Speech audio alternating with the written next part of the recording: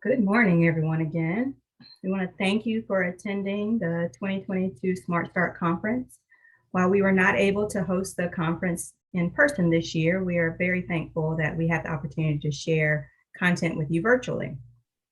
Before we start the presentation, we want to remind you all to mute your microphone, and we are recording this session, so we want to make sure that you all can hear the speakers and as well as it being clear on the recording. So to get started, please join me in giving a warm welcome to our session speakers who will be presenting on Getting to the Top, Assessing, Planning, and Navigating for Sustainability. And I will turn it over to them for them to introduce themselves and get us started with our session. And thank you all for being here and presenting for us. Good morning. I'm Mary Sonoberg. I'm the president for the Partnership for Children in Cumberland County. I have over 43 years experience in early childhood, over 4 states of Virginia, Texas, Delaware, and North Carolina. And one of the things I've always tried to do is be on the vanguard, looking at new developments and being at the front of development and new ideas. And so what we want to do today is talk about some of those things, but I'm going to introduce the key presenters and a little bit of their background, and they are truly examples of being vanguards for early childhood. Sharon Moyer, our community engagement administrator here at the partnership, has over 25 years experience in the Smart Start world, first as a DSP, a direct service provider, then as a board member for the partnership in Cumberland County, and now as our community engagement administrator. She also had experience in the nonprofit arena with the Dogwood Festival, as well as worked for the Fayetteville Observer with marketing and outreach. Sharon knows everyone in Cumberland County, literally, and her ability to think outside the box and make connections keeps us at the forefront in advancing our work on behalf of our youngest children and families. Ben Hughes studied at the Savannah School of Art and Design and brought his graphic design talents and experience to the partnership after stints at the Art Foundation in Cape Cod and the Cape Cod Chamber of Commerce, followed by work with the Woodpeckers baseball team in Fayetteville. His fresh eye to design, marketing, brand development, website development, and design and content design for the partnership's many programs makes him a valuable asset to our community engagement team.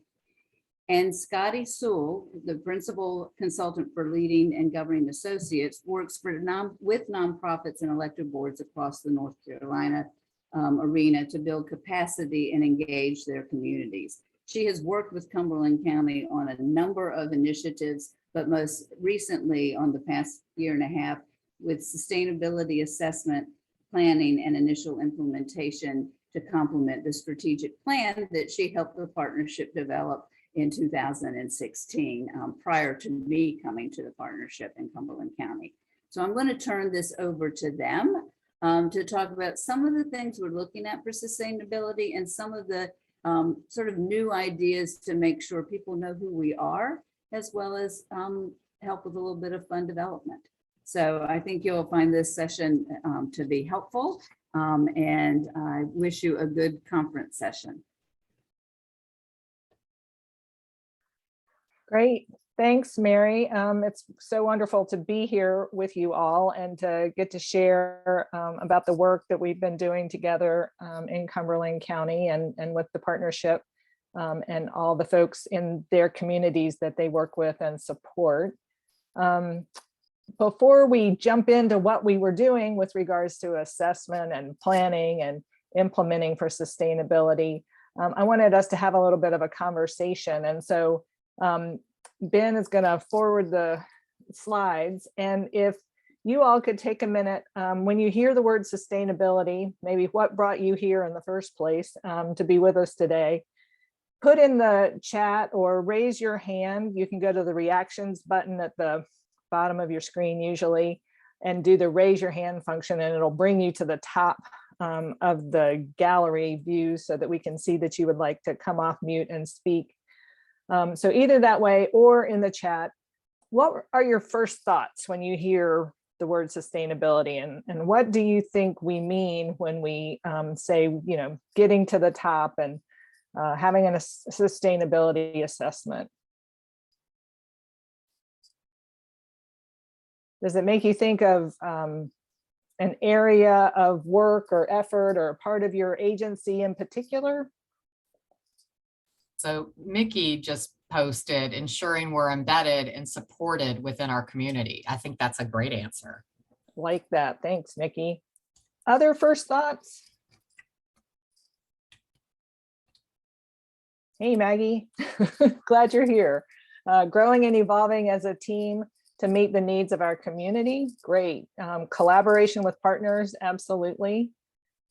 Making it last long term, right? We want to be sustainable. It's not just one-off or for this moment, but hopefully for the long term.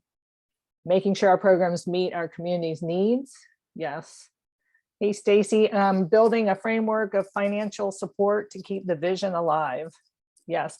And often that is the very first and only thing we sometimes think about when we're talking about sustainability is financial resources.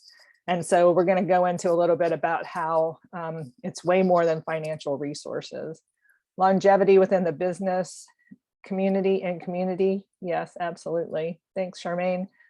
Staying on the continuum and progressing, right? And it's also part of figuring out what is that continuum that we're on. Adapting, yes, sort of being agile in that way. So also share, when we talk about sustainability, and you've done some of this, but what are we sustaining? Because there's lots of things we maybe don't want to sustain or need to rethink about sustainability. So what do you think of when we talk about sustainability in terms of the big what? Missional work. Mm-hmm.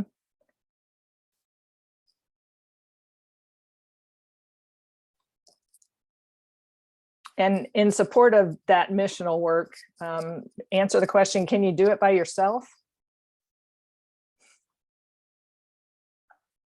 No, that's right, Mickey.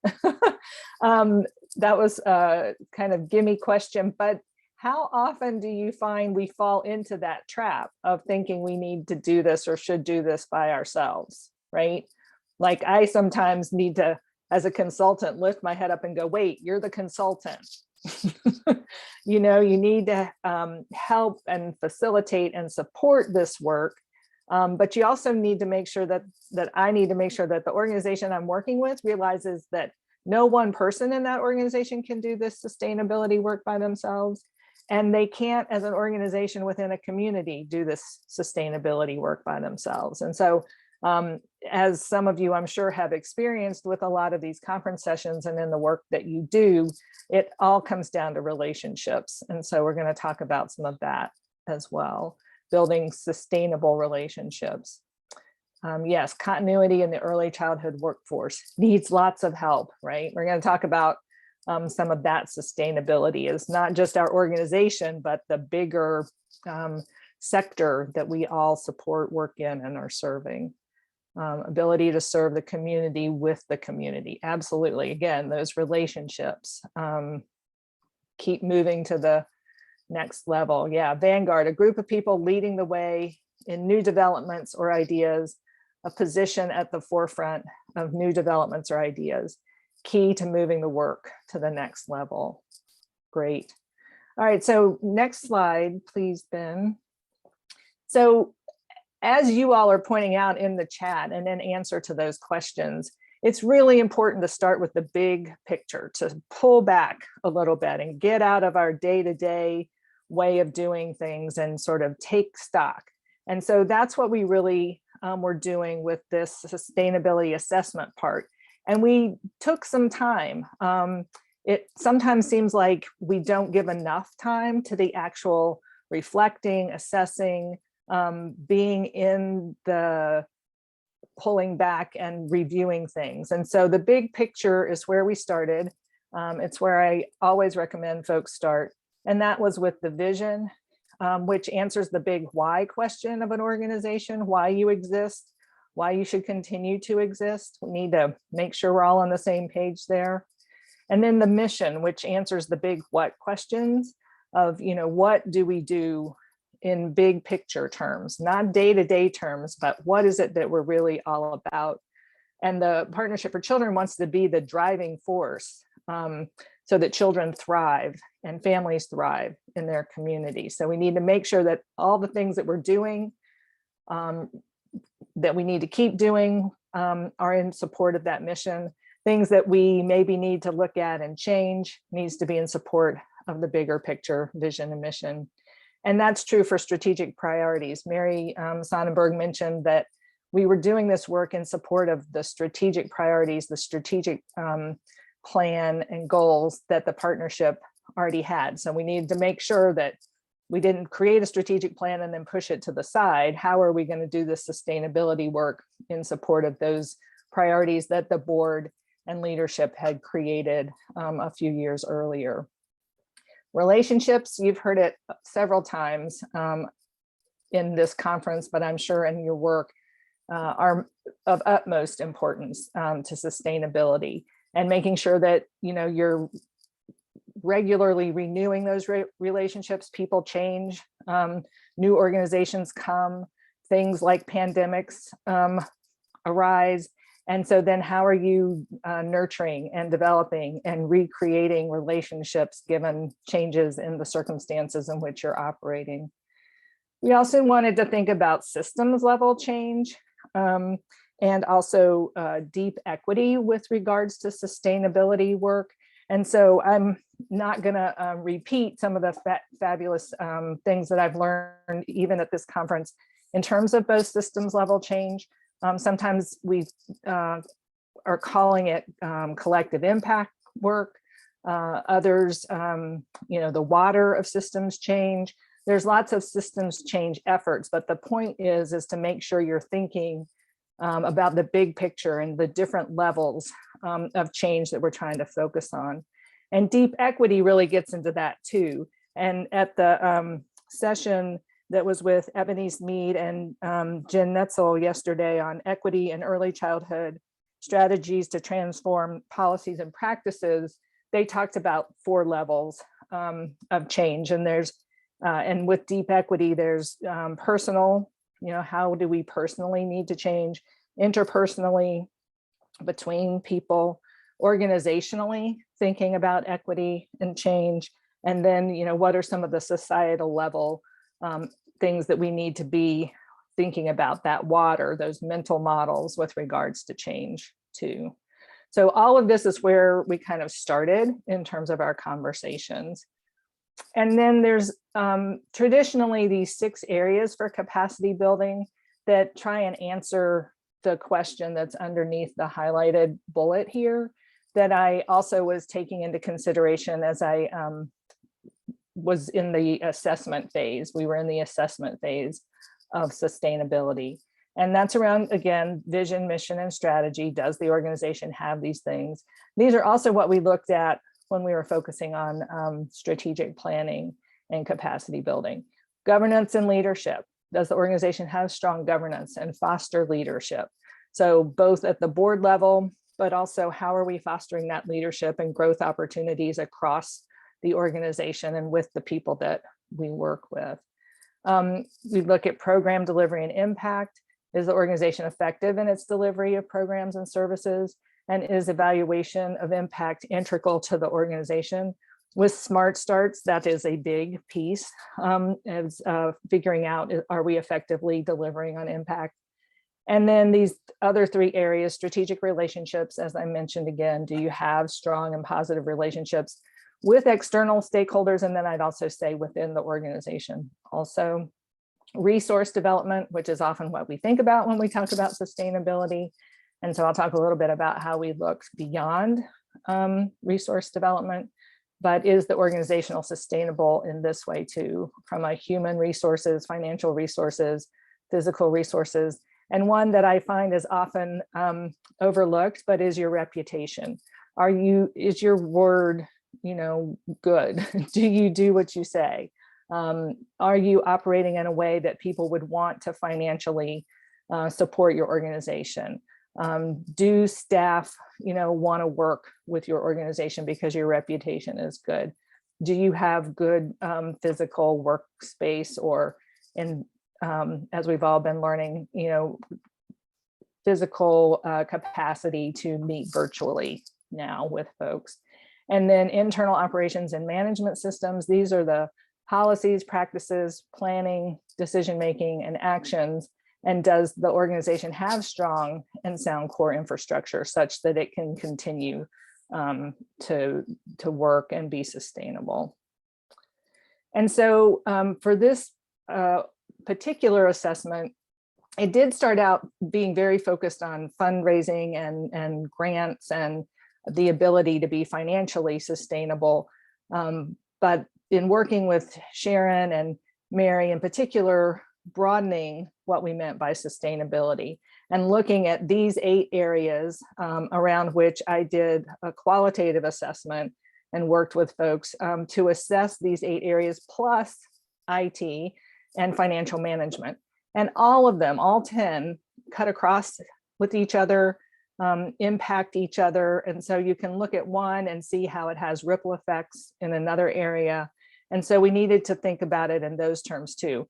Not just, this is only impacting, say, with regards to fundraising or with regards to communications, but it's also impacting when we focus on one thing on something else. The partnership in Cumberland County has been going through a big renovation of its facilities. And so we wanted to look at that too, and how is that sustainable? So these were the 10 areas really for sustainability that we assessed. And this is the process we went through. And it was over a year that we were doing the assessment. And I think it's important to underscore why it takes time to do this work. You could probably do it faster, but again, we were in the middle of a pandemic. We were operating in a sector that was seeing high demand for services and support in order to be sustainable. And so we didn't want to overwhelm all the people that were doing really important work with having to take time that was going to take away from that important work. So we were assessing while also adapting, and that was something that was interesting about this process too.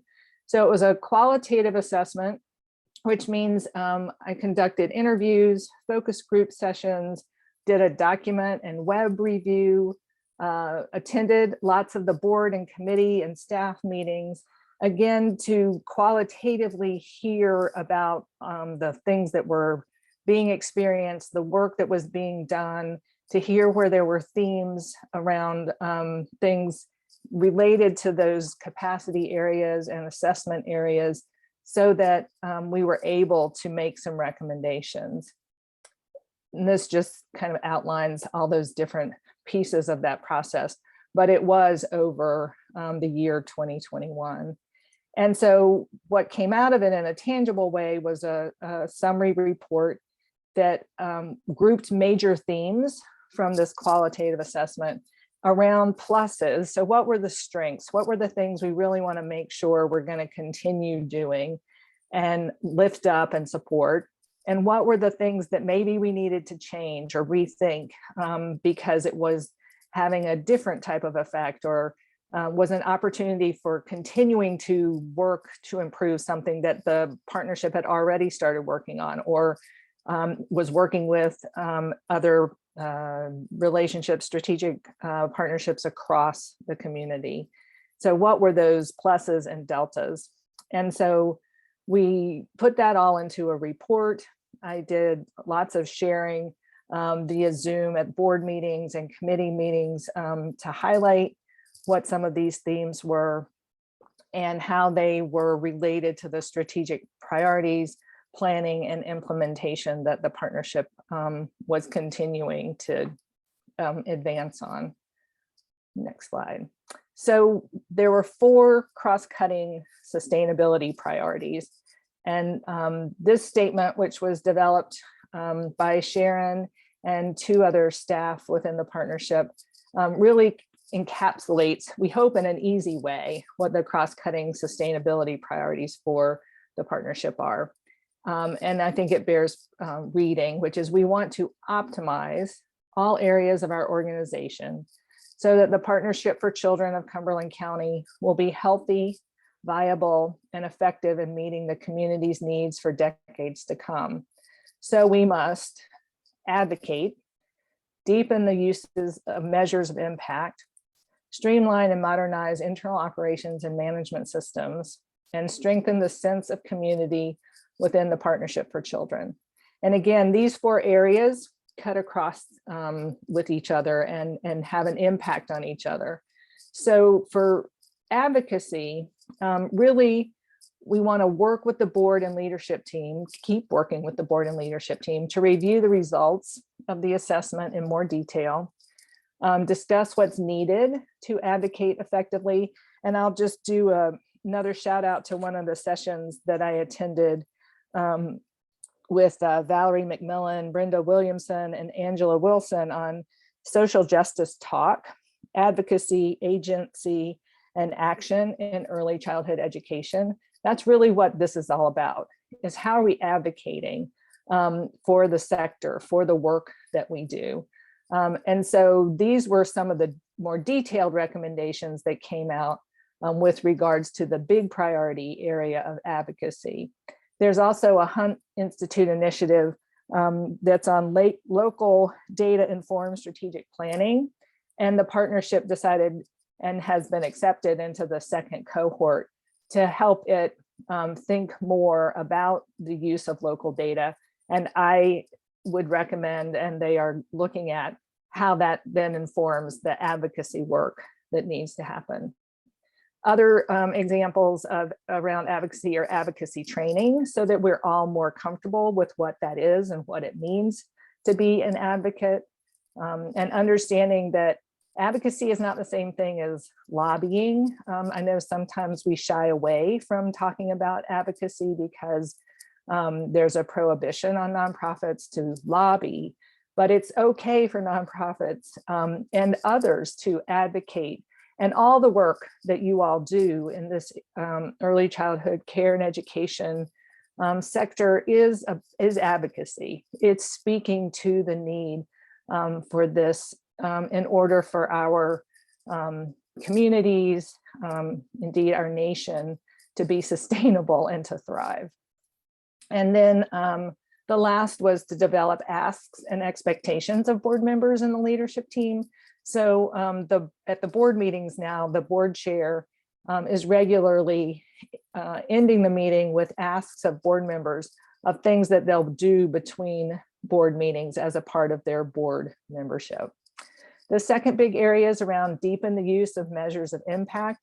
It's not unusual sometimes for the folks that are collecting the data to not really have as strong a sense of how that connects to the big picture and to the mission. And so as the partnership and its partners are going through the Hunt initiative, the hope is that we will learn a lot about how we could better enable staff and guide some staff development around collecting data, but then also how it relates and informs the work that we're doing in a way that I like the analogy of shining a flashlight on the direction or course corrections that we need to make, or to say, yeah, we're doing, this is good, this is working, let's stay the course with this particular activity or initiative we're involved in.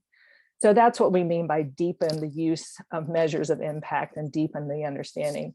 The third big bucket area is streamline and modernize internal operations and management systems.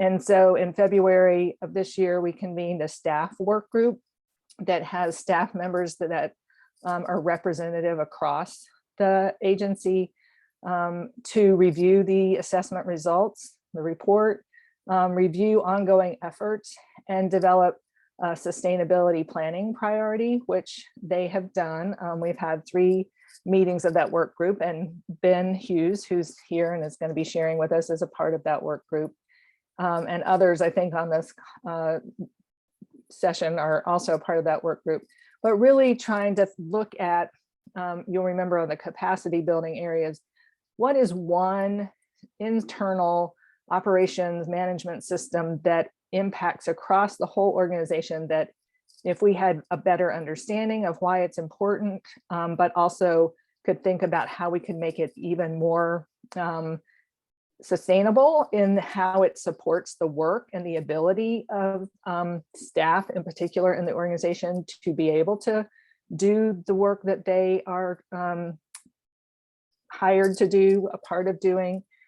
What's something that we could look at and work on that. And so the work group, after reviewing some of the assessment results, focused in on the purchase order requisition and order system. And so we're working on figuring out, understanding that system and why it's important and why it exists. And then what are some recommendations we can make and hopefully implement to improve and streamline and modernize that system in support of the bigger picture of the partnership. And then finally, number 4, there we go. Strengthen the sense of community within the Partnership for Children. Relationships. It's so important. And our external relationships with other partners is very important, and with families and providers and all the folks that we work with and impact within the system. But it's really important that our staff have good relationships with each other, and that we are working together in ways that build us up, lift us up, help us stay committed to the vision and mission of the work that we're doing. And so the partnership in Cumberland County has all staff meetings, and they have really worked hard at having meaningful components and fun components to this work. And it's been a challenge, no question, with regards to the pandemic, to feel connected when we're all mostly working in isolation from each other. But this was a practice that I lifted up from the assessment to say, folks really do appreciate this and really do appreciate staying connected with each other. The work group was designed and convened of staff that tend to be the ones who are enthusiasts and willing to share across the organization things that are going on. So that was another effort to build this sense of community.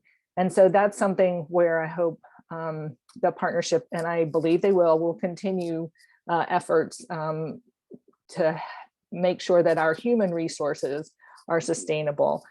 They've also done lots to look at making sure we have a living wage for all staff, and that's the baseline, and have benefits and other things like that. So that's helping to strengthen the sense of community. And so let's see, sustainability planning steps. We did the assessment, and then we shared the assessment highlights and timeline for the planning. We prioritized and developed action plans with leads, timelines, and expected outcomes for cross-cutting priorities. So like with the advocacy one, the board development committee has a lead on that in part. For the deepening the uses of impact measures, the planning and evaluation department and committee have a lead on that. And then, as I said, this internal operations management work group has a lead with regards to looking at a system and how we can improve that to the benefit of the organization and staff. And so then we are now in the process of developing action plans, taking first steps. And so all told, it will have been about 1.5 years for this sustainability assessment and planning work. And with that, I think,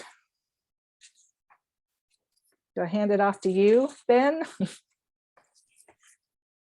think Sharon will take it for the moment.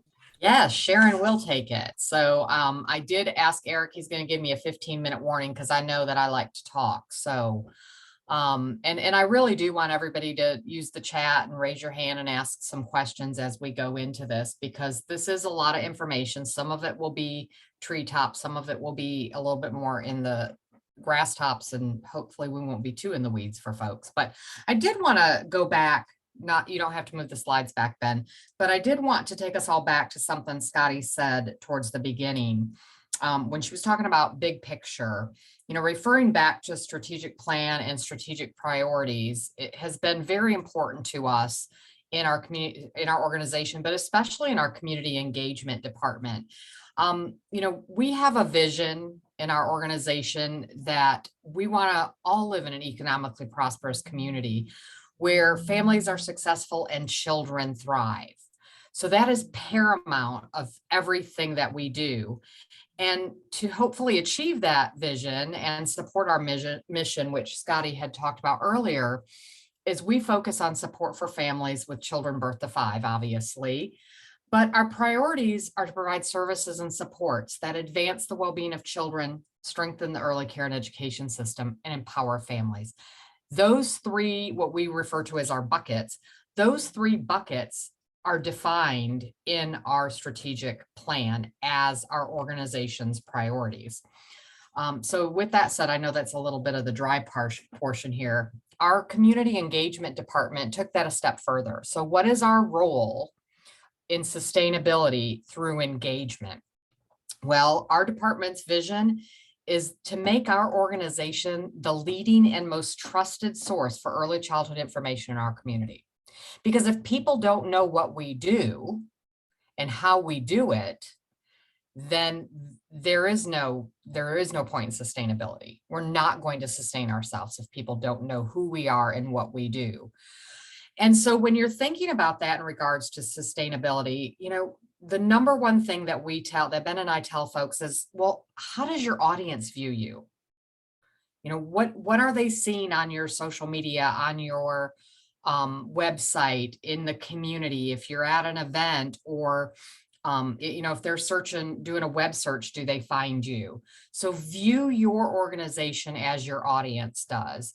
And an audience, of course, is all people touched by your programs and the services offered, not just those who benefit from it. In our community, we have a lot of grandparents that are very involved in helping raise their grandchildren. They might not necessarily benefit from some of the services offered, but their children might, for their grandchildren. And this includes both existing and potential relationships.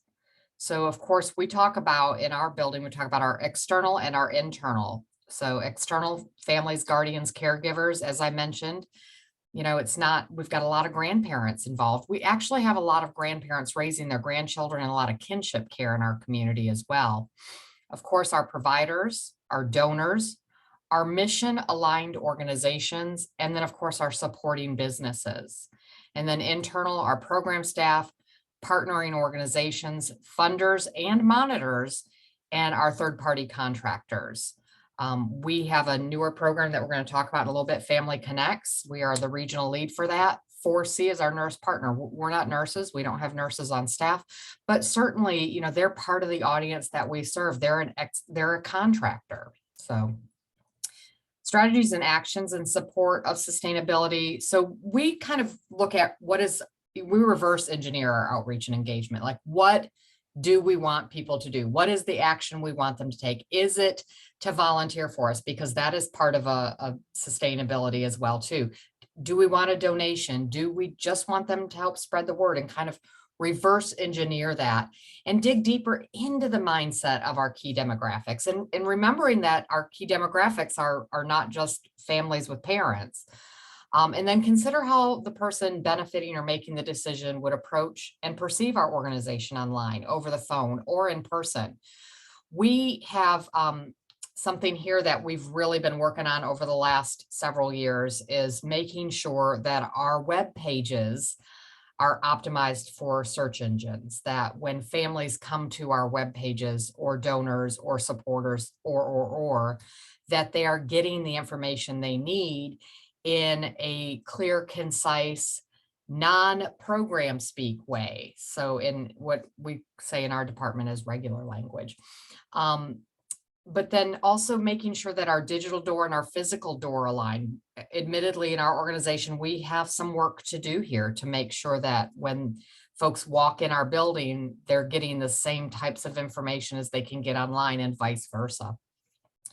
And so, of course, we have to know what people's buying habits are, what their interests are, their favorite sports teams, their bands, their films, hobbies or skills, their preferred brands for their self, their baby, or others. the level of cultural awareness, daily stuff they need for self-baby or others, and then use those profiles to inform the direction of your marketing and outreach. How are we going to engage people through these ways? We've got to know who they are and where they're going before we can reach them. And then, of course, use insights to ensure equity internally and externally. Scotty spoke about equity.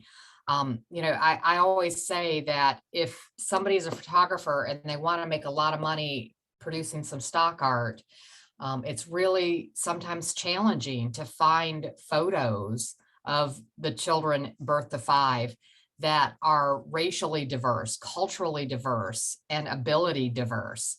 It is a real challenge to find some of those. A lot of the stock images are happy white kids, and yeah, it's a challenge. Any of y'all out there that have looked for images certainly feel the pain there. But what are our internal processes for change? What are our staff roles and responsibilities? What are policies and procedures? And the shared wealth or shared responsibility between partner organizations. Scotty asked in the very beginning, can we do it all ourselves? Absolutely not.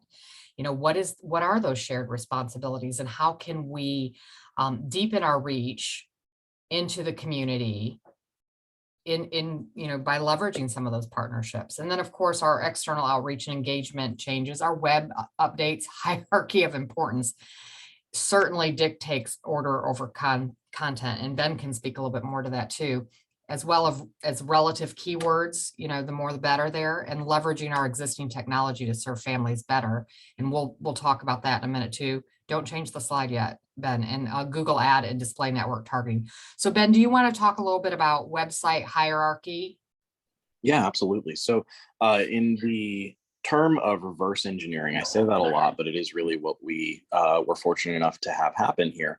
As you see, the last item here is Google Ads and display network targeting profiles. So we were very fortunate to, and we will go deeper into this, but we were very fortunate to get accepted into the Google Ads grant program, which, if you do not know, is a basically $10,000 of in-kind placement on Google searches, and those Google searches have ads, which are all text. And so if you are placing an ad on a Google search, that will always show up at the top above all of the search results.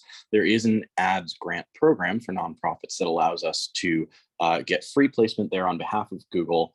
We will never be placed above people who are actually paying the hard cash, but we have seen that the sustainability work that we've done for our organization has really opened our eyes as to how we impact and touch the community in a variety of different ways. We talked about internal and external. We talked about both sides of the coin with existing relationships and also potential relationships. And that reverse engineering concept really came into play when we started to see how the content on our website spoke about the programs that we offer. And Sharon spoke about the fact that we were using a lot of program speak, whereas our shift in mindset has become speaking about the benefits of those programs, not just the programs themselves. So when we did that, we realized that speaking about a program in that way brings up all these more rich keywords, all these rich points of data, all these pieces of information that we could include when we weren't just talking about the name of the program that we serve.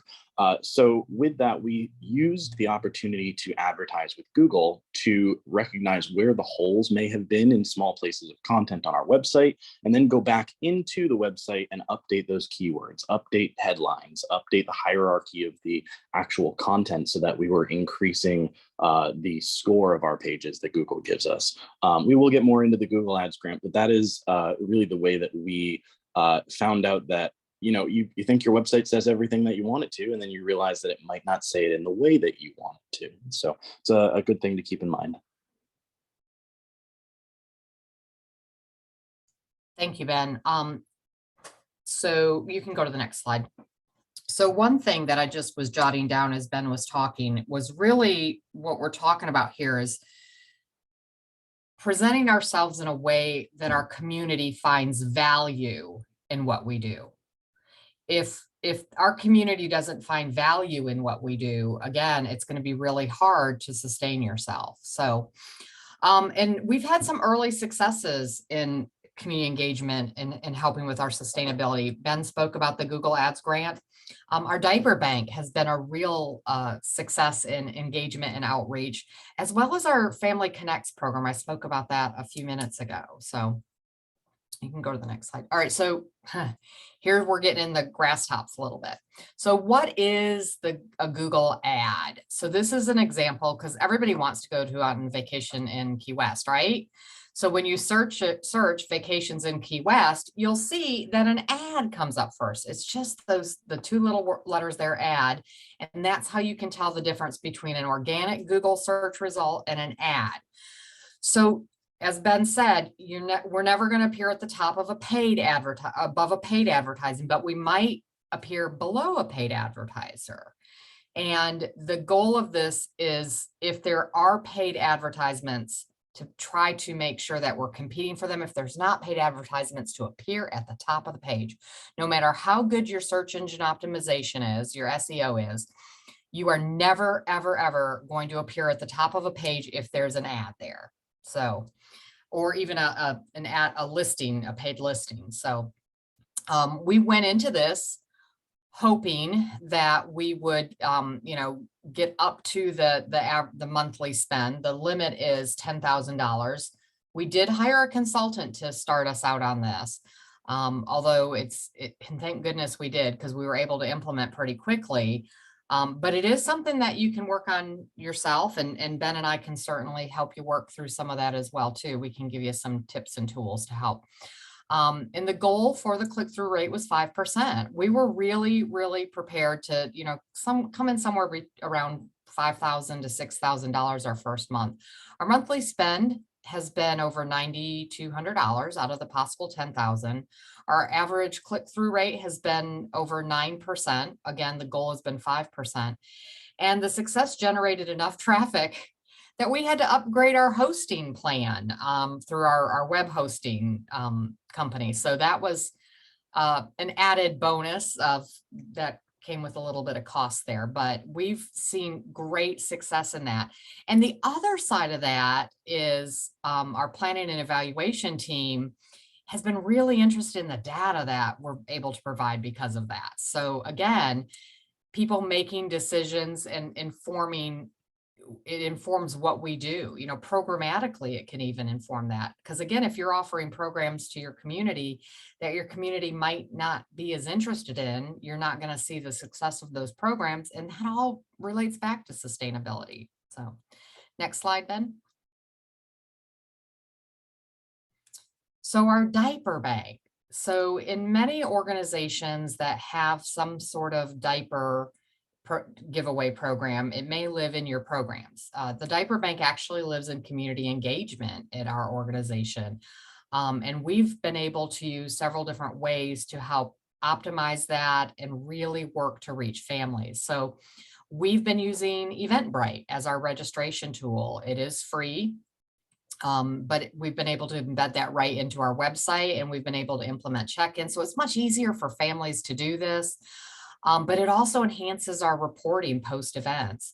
We've successfully seen our registrations increase, and we capped out at 300. So we were allowed to go to 400 through the Diaper Bank of North Carolina. But also what that has done is help us build a direct link to reach families that have used our services. So Family Connects, our North Carolina pre-K, which is under our Let's Get Enrolled campaign, being able to reach back out to them to offer them other services and really understand who is using these programs and services. So, and then of course, everybody that comes to the Diaper Bank gets some information about our other products and programs and services. So, and again, it's all about building that reputation of trust.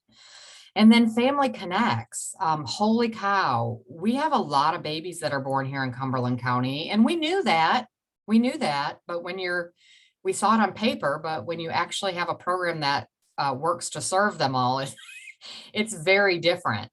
But we've made available to more than 1,600 newborns in the first 6 months, a virtual home visit.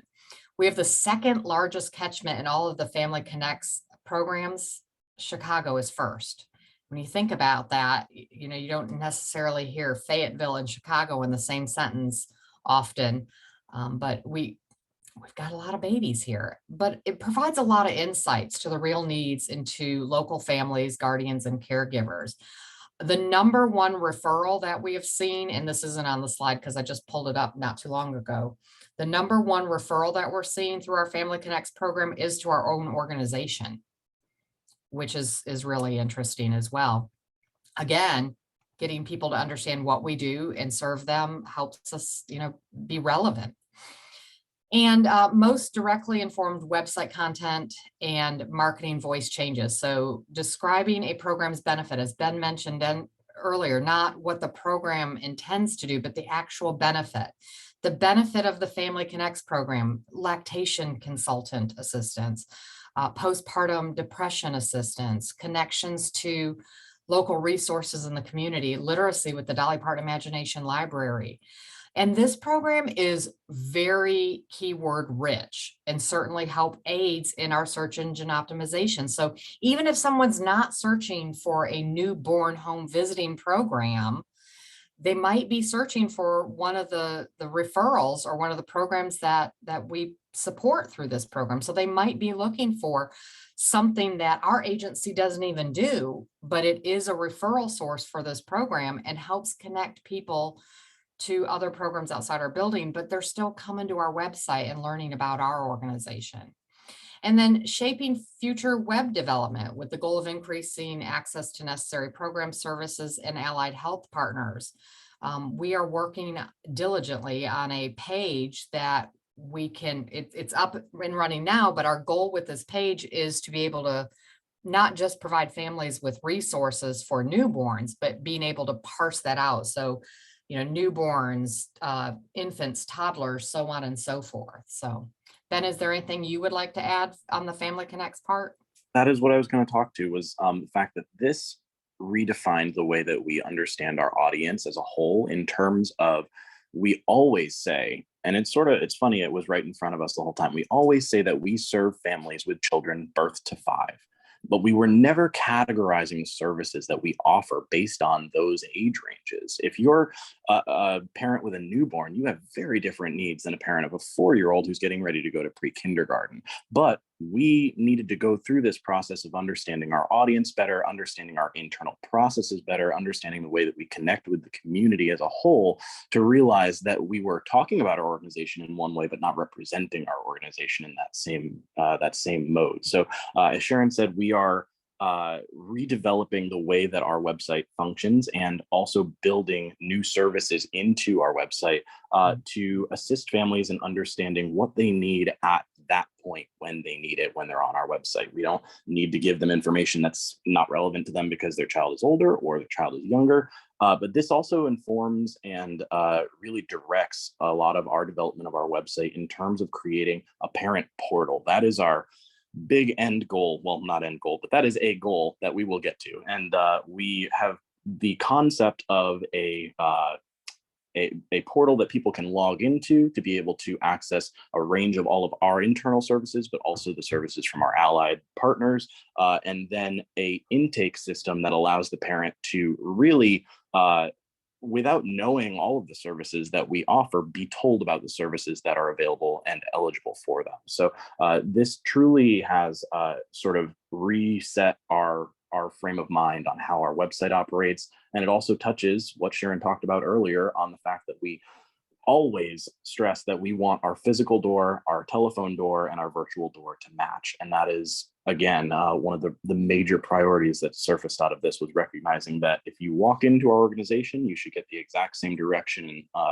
and appreciation and assistance that you get when you come in by the website or when you call. Absolutely. And Pamela Federline, who's our Vice President of Planning and Evaluation, is actually on this call, and she would like to bring up a few points too. So I don't know, Eric, can you enable her ability to speak?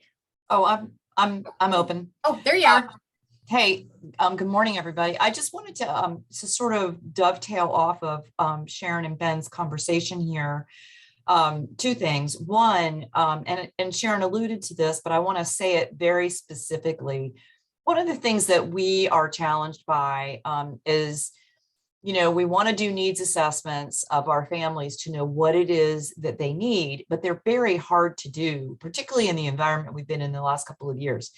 So, we were doing paper surveys, and paper surveys are just not where it's at anymore. On the other hand, electronic surveys, it's hard to get them out to the audience that you really need to reach in order to get what those needs are. One of the things that Sharon and I noted was, as we looked at these sort of keyword changes and where things were landing, is we got live real-time needs assessment information on what people are looking for. That's something the planning and evaluation team actually can use, right? It also helps us consider whether or not we need to rethink remapping the way we put something on the website to give a landing site for people who are looking for something that we don't normally do anymore, but we could refer them to other people. So it's really thinking about systemically from a community perspective, how we do some of those things.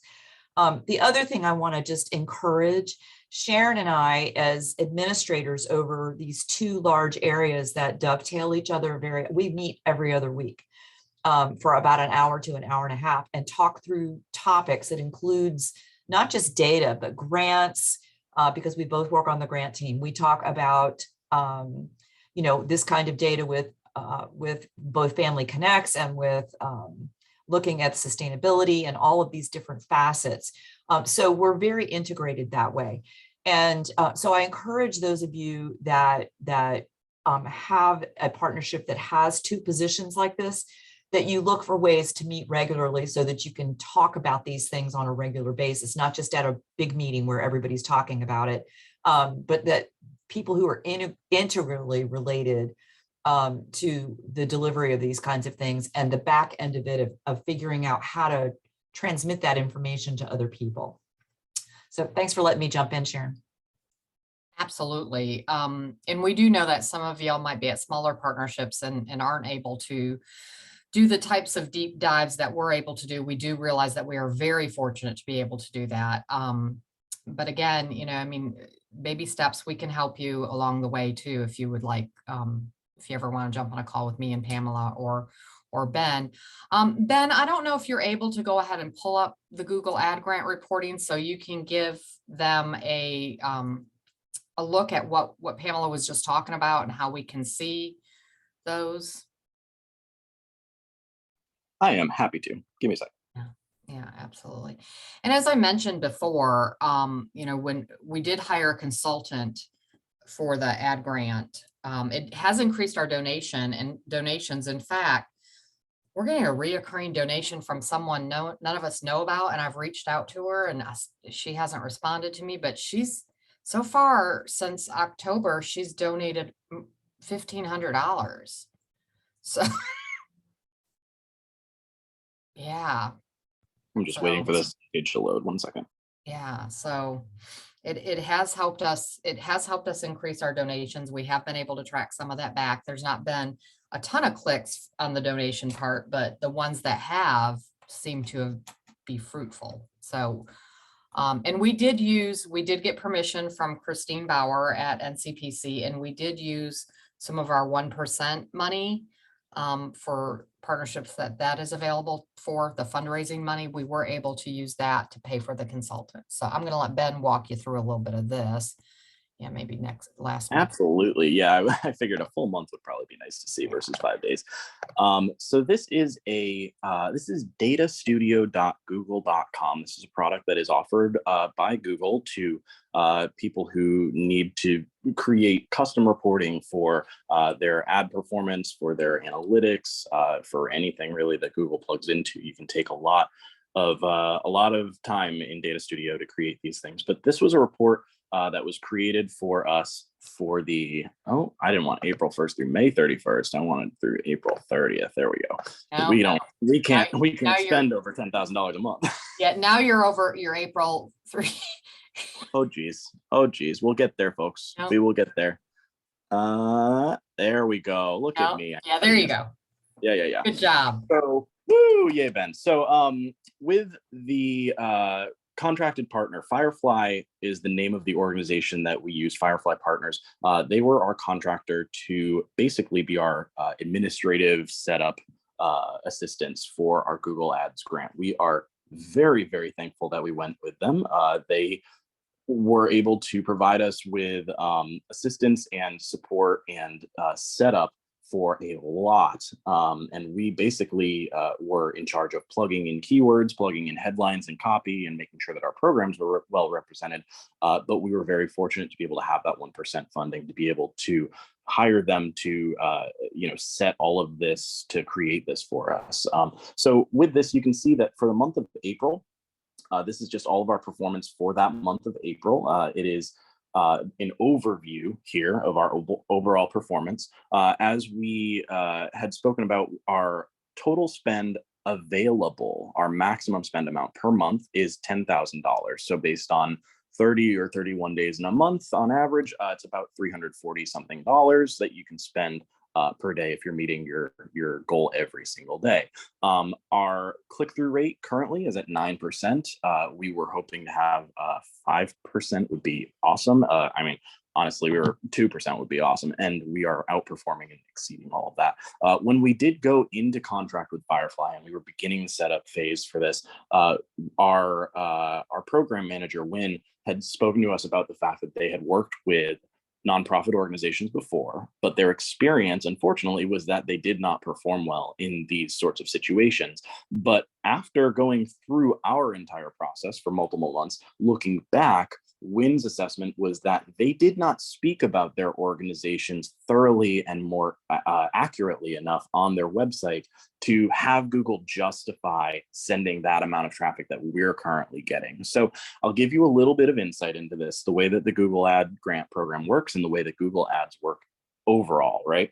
So when your website is assessed by Google, they assess not only the quality of your keywords on your ads that you're building, but also the quality of those keywords placed in your website. So if you're talking about diapers, but you're trying to send someone to a page that doesn't use the word diaper at all, Google's going to go, that's not relevant. That doesn't make sense. We can't send people there. That's not a high quality keyword. So we again realized that we needed to reverse engineer the content of our website to accurately display all of the benefits that we give for these programs. We still always will have more work to do on that and more programs to add, but this allowed us to use Google's technology to see what search terms, what keywords, as they call them, are the most insightful, the most impactful, and get the most search. So when we are going through this setup process, Google will give you a quality score for your keywords. You can see here, our overall average quality score is 5.11. We had reached that about a month and a half into this once Google got its feet and got calibrating all of this information. So we wanted to have a keyword quality score of at least 4 to have some sort of impact. Over 5 is fantastic. And that again is thanks to not only the programs that we serve having so many incredibly rich keywords, but also the fact that our developer or our product administrator was also very hands-on with us, helping us understand the ways that we needed to speak about our programs. You can see, obviously, I won't go deep into it, but our total clicks and our average cost per click. It is always a good thing to have a higher cost per click. If your cost per click is going up, that is a fantastic sign, because that means that the person who clicked is more valuable to your organization as a whole, according to Google. So Google rates people on how valuable they are to every single website they interact with. And if you have to pay more to get someone to go to your website, they are a more high quality user or a more high quality visitor. So seeing that cost per click go up is actually a really good thing, because that means that we are getting more high quality users and we are getting closer to our $10,000 spend per month maximum. So we have noticed that this also gives us an understanding of areas we do need to optimize. I think someone needs to mute, by the way. I'm hearing some shuffling. We have recognized that this is a place where we can further optimize for recognizing not just the quality of our keywords, but the quality of our traffic on the day of the week. We've noticed, I don't remember if it's this one. I think it's this one. Yes, look at that beautiful graph. So we've noticed that the weekends are the place where we get the less amount of traffic. We've realized this through doing this entire program and recognized that there are ways that we can speak about our program differently to people or advertise to people differently on the weekends because they may be searching for different things. I will go a little bit lower and show you our best performing keywords. And I won't take too much more time on this because we really hit most of the points, but you can see Dolly Parton is obviously going to dominate the way that Dolly does because she's a force to be reckoned with across the world. But she's also a fantastic rich keyword source. She brings us a lot of traffic that ends up navigating to other places in our website once they click through.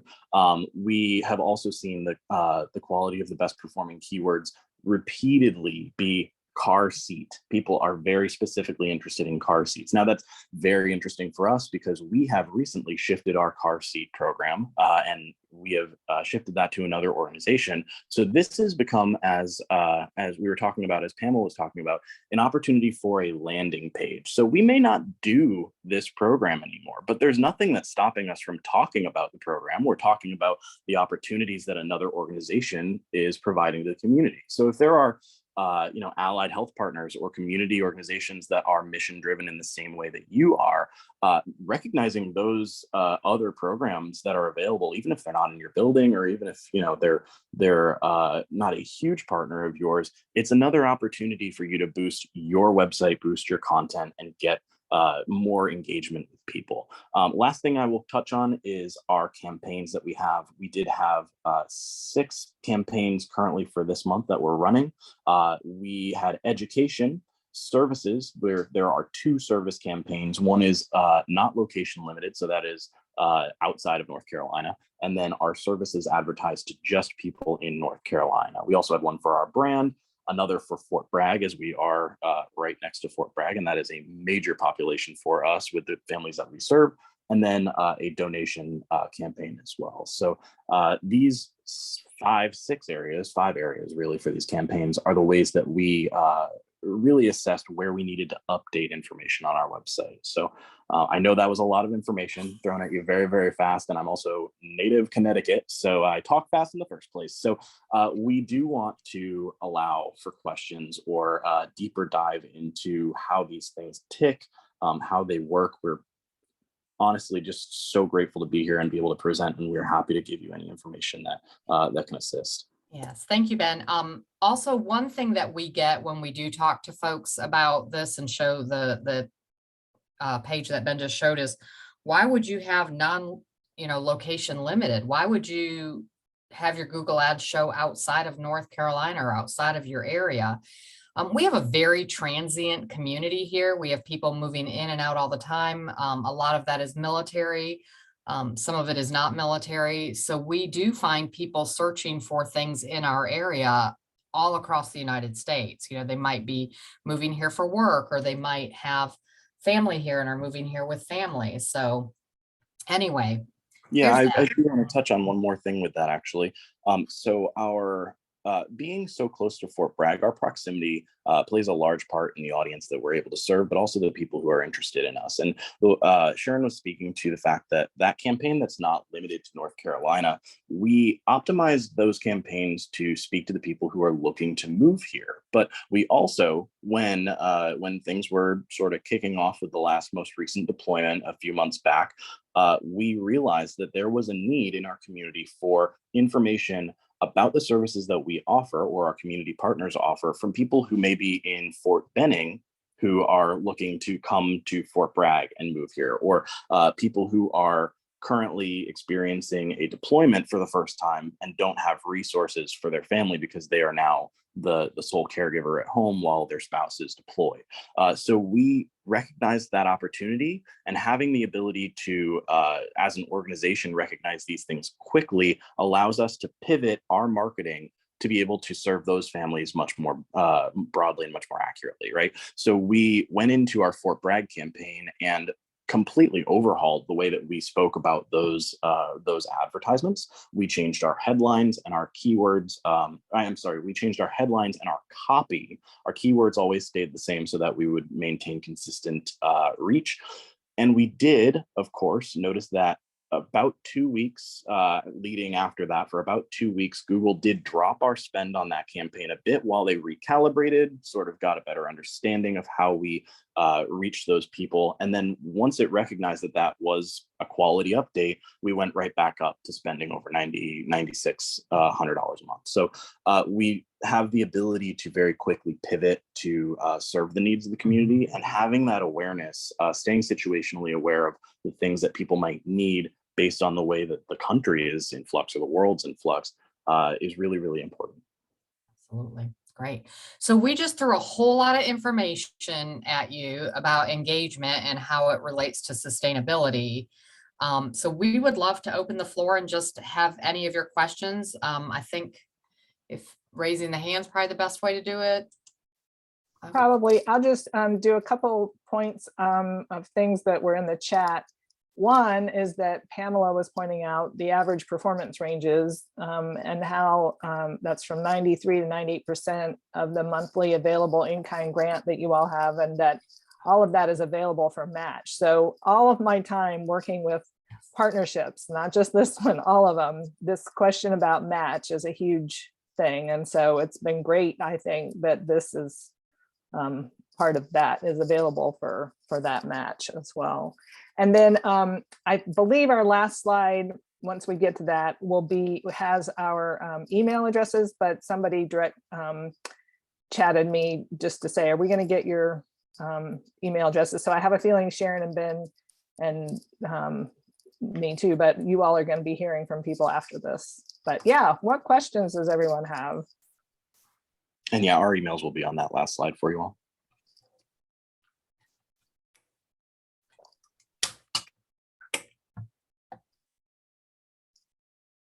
Is it overwhelming?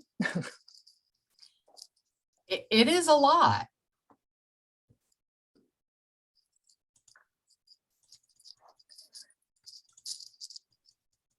I encourage you, as you develop questions, to even after this session, to know that you can reach out to all of us. I think it's true when I say, Sharon, that we'll talk to everybody for free. Yes, yes. We want to be helpful. We want everybody to be sustainable, because again, the sector is sustainable when we're all, sustainable. And since we have a little bit of time, and I know how I can talk, so again, cut me off if I need to cut off. Thank you, Jalissa. I appreciate your comment there. So early on, when Scotty had asked the question about sustainability, I think it was Mickey who said, embed in your community, be supported by your community. Aside from what we've just talked about with digital and physical door and all that, that is, in my opinion, that is also very key. I sit on some committees and boards in our community to deepen our reach and certainly bring, those early childhood indicators to the forefront in those committees. And some of that has resulted in us getting some funds or opportunity to bid on funds that we might not have had before. So certainly embedding yourself, your organization, and your community lends to being supported by your community and helps with the collaborations. Mary Sonoberg and I lead the early care and education work group for our local anti-poverty initiative called Pathways for Prosperity. That has really led to deepening our reach into our community in areas with other organizations who aren't necessarily like missioned, but also serve families in different ways, like Habitat for Humanity, of course, our school system, which we work with on a variety of things as well too. Our local food banks and our city and county economic development departments. Also, we have a nonprofit that is our economic development corporation as well too. So yeah, collaboration, embedding in your community helps lead to that support. So Yeah, I would also note in that example that Sharon was giving, we've all had to figure out different ways to connect and be in relationship with each other.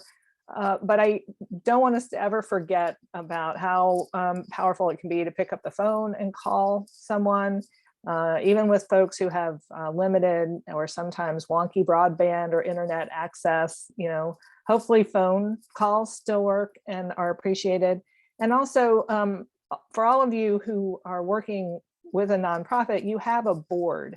And I think it's so important to help them engage to the benefit and sustainability of not only the organization for which they serve, but through their connections within the community. So as Smart starts, you all have a variety of folks that sit on your boards, and board engagement is more effective when folks feel like they can be of benefit to the organization that they're serving. So having those asks that we talked about at the beginning of the presentation, and really specific ways folks can help and share information. The partnership has been asking their board of directors to share information about NC pre-K registration, and getting those forms in. And I think it just is another example of this can be high tech, but it's also all the tools you've always had is a part of the sustainability aspects as well. Absolutely. And thank you for that, Scotty. And anyone that was here when Mary gave the introductions, my involvement with the Partnership for Children here in Cumberland is long. And I did serve on the board before I became a staff member.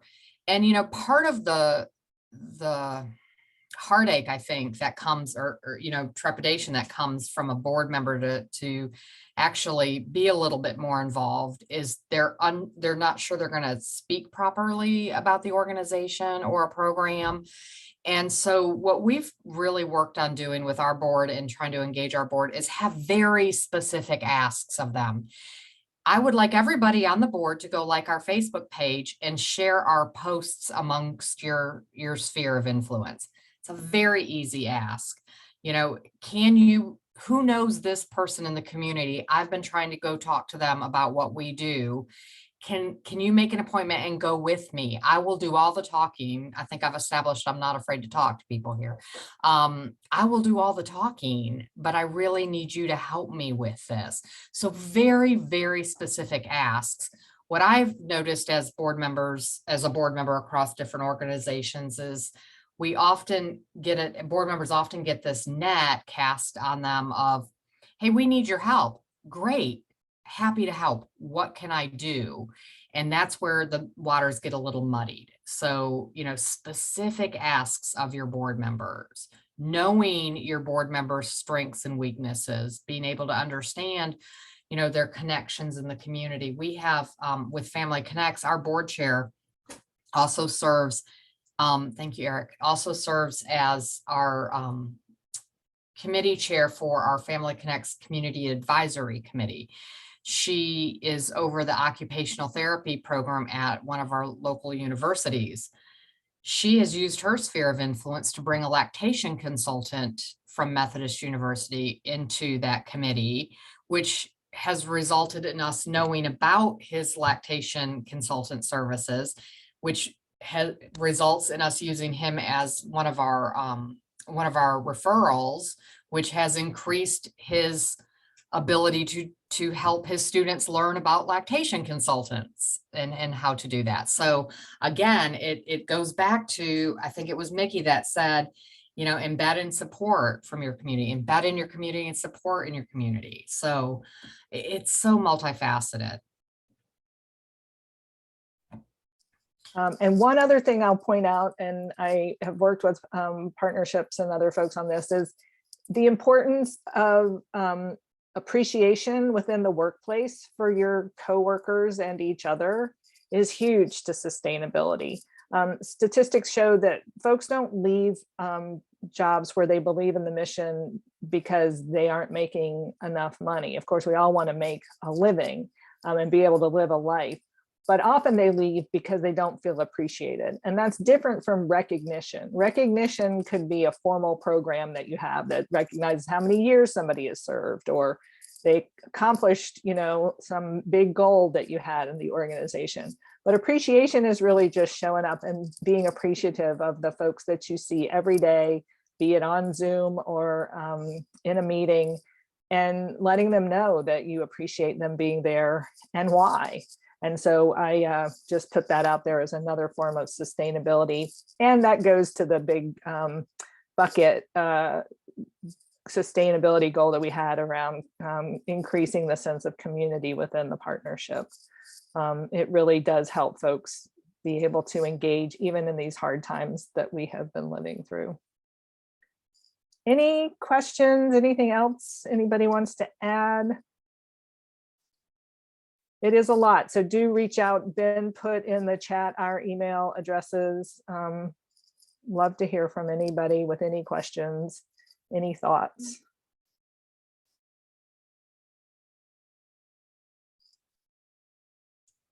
I think we can put up our last slide that has all that. And then I know Eric and Lakeisha, we're going to have some closing remarks and things. And I would just like to give a shout out to Ben for all the images, but this one is tremendous. This is an amazing image. So thank you, Ben. Thank you. I was glad to find it. I didn't make it. I will take credit. It's amazing. Good. Yeah. I know, it's so cute. And there are the websites also. So you have our email addresses and then also our websites. Thanks everybody for being here. It was great sharing with you. Well, we just want to thank you all for being here and presenting this great information. Such a great session. And we hope that everyone got some nuggets and carrots to take back with them. And please reach out to our speakers as they've said for any questions you may have. We do have a raffle for this session, but before we announce the winner, we just want to give you some reminders. Eric has put in the chat about the survey for this session. So please make sure you fill that out so we can have feedback as well as the presenters can have feedback about their session. Also make sure you're completing the survey for each of the sessions you've participated in this week, as well as the survey for the full conference. Those are separate. So just making sure that you're looking back at the website and you're accessing all of those surveys to give us your great feedback. We do have another sponsorship session starting at 11:45. So we welcome you to participate in that.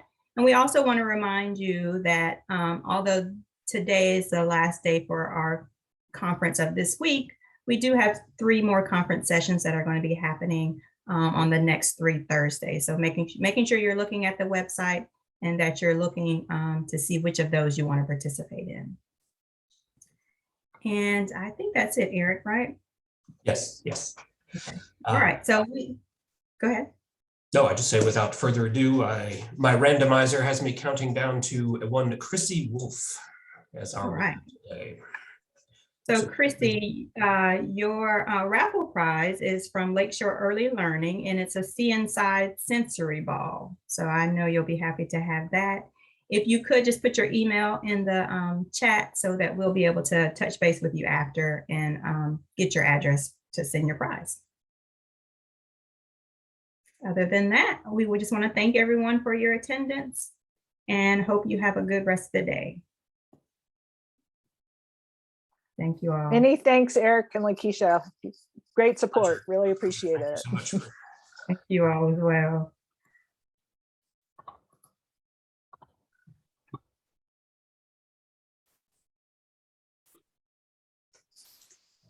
And bye, Sharon and Ben and Pamela.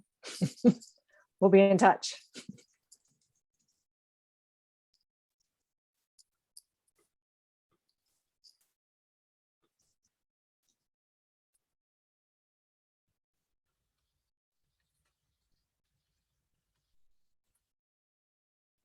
Okay, there's Chrissy's email. So unless y'all have anything else, I'm going to go ahead and shut it down. think that's it. Thanks, Eric. Thank you, Mayor. Thank you, Leticia. Good afternoon. So long. Right.